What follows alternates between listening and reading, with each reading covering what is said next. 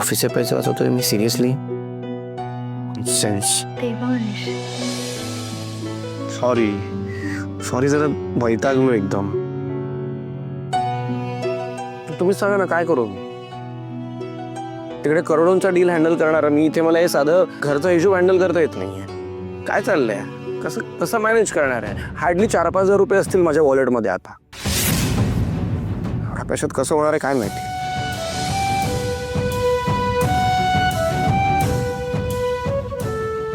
देवांश शांत व्हा ना प्लीज. कसा शांत होऊ साई. इतक्या साध्या साध्या गोष्टींसाठी इतके पैसे मोजावे लागतात त्याची कल्पनाच नव्हती ना मला. कसं मॅनेज होणार आहे सगळं काहीच माहिती नाही. सगळं काही मॅनेज होईल, तुम्ही टेन्शन घेऊ नका. आपण फक्त आत्ताचा विचार करूयात ना. आठवड्याभर पुरेल एवढं सामान आहे ना. त्याच्यानंतर काय मग. त्याच्यानंतर होईल काहीतरी. काय कसं होईल सई, कसं मॅनेज होणार आहे एवढ्या पैशांमध्ये. पॉसिबलच नाहीये ते. देवांश मी आहे ना, मी मॅनेज करायचा प्रयत्न करेल. प्लीज शांत व्हा.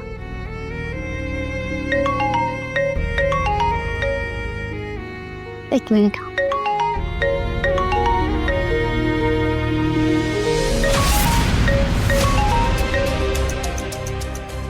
कोणाचा फोन आहे.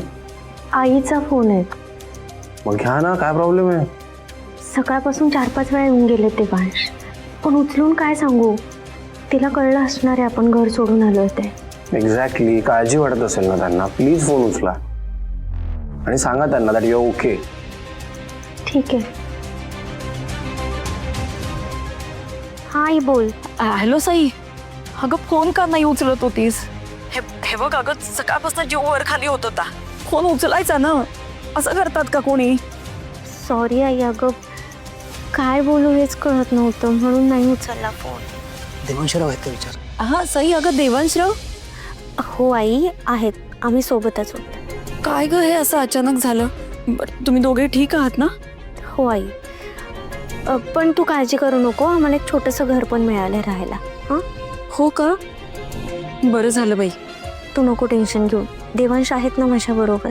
साई हे बघ, तुम्ही कुठे राहता मला पत्ता पाठव. मी आणि मधू तुला भेटायला येतो. आई अगं हे बघ साई, नाही म्हणू नकोस. एकदा तुम्हाला बघितलं ना की मग मला बरं वाटेल. अगं देवांश, आई घरी यायचं म्हणते. हा येऊ देत मग.